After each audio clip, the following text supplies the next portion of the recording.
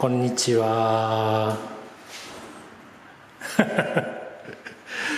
はい、今日は楓画廊さんに来ています。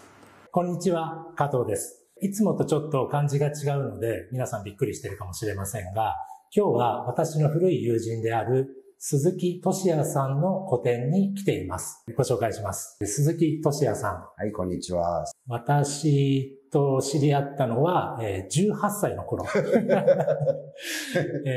予備校で1年間一緒に、浪人生活をした、そういった、関係なんですけれども。同い年。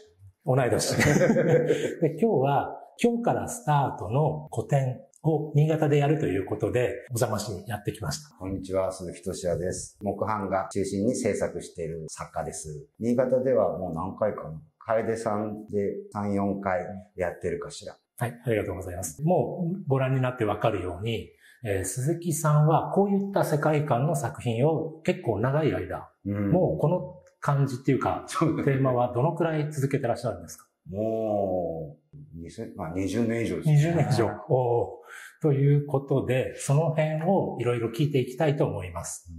では、作者の鈴木さんにいろいろ聞いていきたいと思います。これ2番目に大きい作品なんですけれども、版画のことをまるっきりわからない人はね、これどうやって描いてるんだろう、作ってるんだろうっていうのはね。結構ね、版画っていろんな種類があって、銅版画とかリトグラフとか、西洋から来た油絵と同じだよね。いろんな技法があるんだけど、僕の場合は木版画で、皆さんね、年賀状とかで親しみ深いと思うんですけども、意外とバレンで吸ってたりとか、和紙を使ってたり、絵の具も全部水性絵の具、あと顔料を使ったりして、見かけによらず意外と日本風な技法でできてます。これじゃあ木の板を彫って作ってる、そういった版画なんですか？はあ。じゃあ彫刻刀で板を使って。で、絵の具を、インクが水性のインク。バレンって懐かしいでしょ。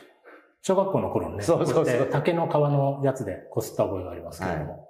結局あれでやってるんですね。技法は古いものから学ぶけど、作りたいものは自由でいいのかなと思って。紙はこれ何なんですか？和紙。和紙は結構厚い和紙で、福井の和紙ですね。なんとか名前がついてるんですか？和紙といっても。名前、でも、鳥の子ですよ。鳥の子和紙っていう紙を使って、結構厚口。その、バレンで吸った時に耐えてくれる強度が必要っていう。あと僕、ちょっと結構、圧力強い、力仕事で圧力強いんで、結構エンボスにもなってたりするので。浮き彫りみたいな。そうですね。そういった意味で、厚い紙で、が向いてるかなと思って。はい。その辺も見ていただけると嬉しいかな。じゃあ次にですね、この世界観っていうか、一体じゃあ何を表現しているのって、聞かれると思うんですけれども、まず原点。これをシリーズを始めた、そのきっかけみたいなのをちょっと教えてもらえますか？もともと、何かと何かが引き寄せ合う力みたいなのが、もともと興味がありまして、昔青森に住んでたんですよ。版画工房に。で、そこでね、蕪島っていう島があるんですけども、そこの島だけにウミネコがね、4万羽ブワーっと来る。なんか聞いたことある。聞いたことある。ウミネコがいっぱい来る。そこの島だけに来るんですよ。だから、で、その島のちょっと近くには全然巣とか作らない。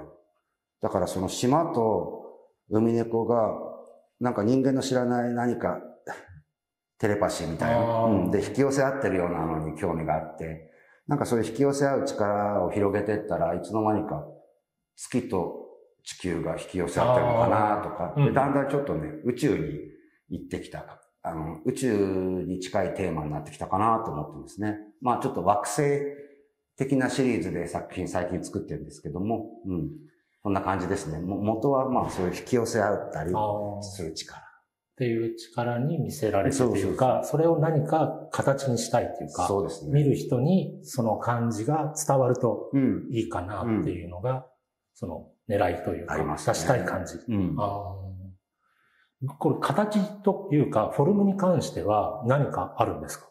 何かから結構、でも、源泉は植物だったり、植物の種子だったり、なんか、生命の源みたいなところはあるかな。なんかこう、顕微鏡で見た、その世界、本当に、のような感じがね、ちょっとパッと見のイメージでしたんで、そういうところから形を持ってきてるのかなと、ふと思ったんですけど。そう、ミクロとマクロっていうのは結構あって、人間がいなければ、大きいか小さいかってね、解釈。星も人間から見ると大きいけど、ね、宇宙の営みから考えたら、基準っていうのはどこに持ってくるかって。だから小さいものにも最近目向けるっていうか。青森から帰ってきて、モチーフから離れたわけですよね。そして、埼玉に住んでるんですけども、埼玉の家で絵描いてて、なんか、ちょっと、モチーフを失った喪失感がちょっとあったんだけど、この足元も宇宙じゃん。ここ地球じゃんとか思って、なんかむしろ、今まで上を見て宇宙の絵描いてたのが、だんだん地面を見るようになってきた。虫とか。それでなんか、そういうミクロとマクロ行ったり来たり、顕微鏡ってさっきおっしゃったのが結構嬉しくて、そういうところは今、その辺の往復が楽しいかなと思ってますね。これは、なんかさっきに比べて白黒、色味がないというか、モノトーンの感じなんですけど、これはどういったシリーズなんでしょう？これはね、鉛筆で描いてるドローイングなんですけども、元々は、僕木版やろうと思ってなかったんですよ。エッチング、銅版画をやろうと思って、版画の勉強を始めたんですね。でもいざやってみると、木版っていうのがなんか、本当運命というか、フィットしたんですね。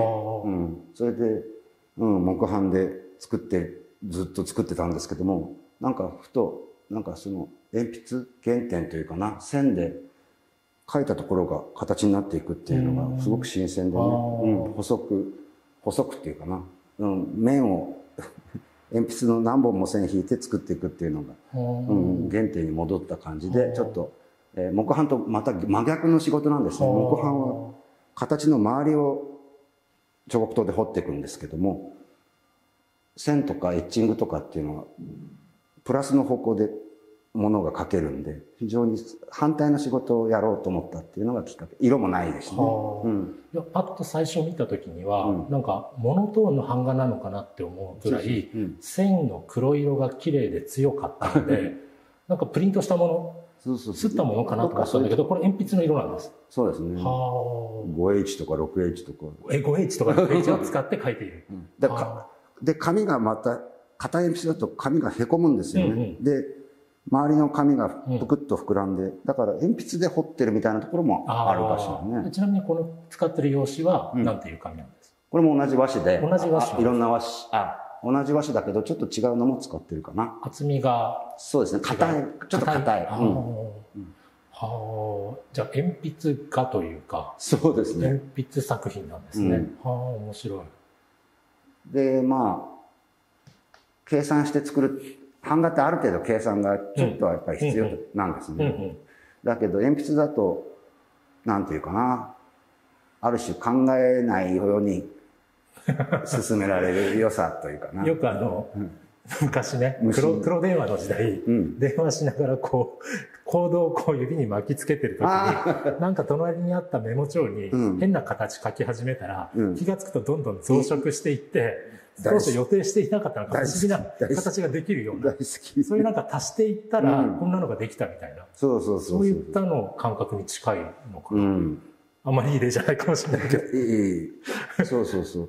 なんかね、あと、文章を書くとか、文字を書く、僕日記つけてんだけど、日記を書くような感じで鉛筆だと仕事できたかなと思います。こっちはもう、木版画の方は、やっぱり小説とか台本とかみたいな。ちょっとエッセイっていうかね。作り方というか、その、向き合い方が違う。違うアプローチとして、こっちの自分と、こっちの自分と。そう、ちょっとバランス取るとか。両輪で進めてる感じなんですかね。あとまた最近鉛筆やり始めたっていうのが、ちょっと3年前ぐらいに台風で自宅のアトリエがちょっと損壊を受けまして、制作できなかったんですね、版画。その時鉛筆で、あるもんで何かやろうと。で、庭で天気良ければ、庭で描いたりとか、机の上で。だからそれもなんか、台風で辛かったけど、なんか、人間あるものでやればいいんだと。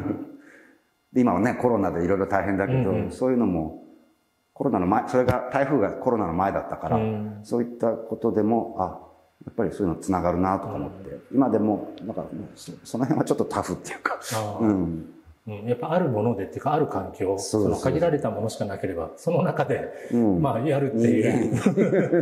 ある意味ね、それまでなかった環境でやるっていうと、ある一面がこう開発されるっていうか、自分にこんな面があったのかみたいなね、そんな発見もあったりして。そう、ある。なんていうの、例えば、普段通りにアトリエが使えて、して予定が決まってたら、多分、ぎゅうぎゅうに木版ばっか作ってたと思うんですよ。だけど、アトリエが使えないから予定もキャンセルになったりして、で、ポカーっと時間できて、鉛筆でも書くかと。それは、なんていうかな。やっぱりそれはプラスですよね。ただじゃ転ばない。いいね、ただじゃ転ばないっていう。実際その時にやっぱり上ばっか見てたのが下見るっていうきっかけにはなりましたよね。で、なんかちょっと鉛筆のグレーっていう、シルバーっていうかな、そういうのも作品、版画の中に今までなかった色で入ってきて、それもちょっとヒントでした。木版だから、割と、なんていうのかな、地球アーシーな色っていうか、自然物の色っていうのは結構ちょっとあるんだけど、先入観で。だけど画面に残るのは絵の具ですよね。インクだったり。そういう時にちょっと、木とちょっと反発するって硬い金属とか、そういった質も鉱物とか、ちょっと今興味があるかなと。有機的なものじゃないものっていうかな。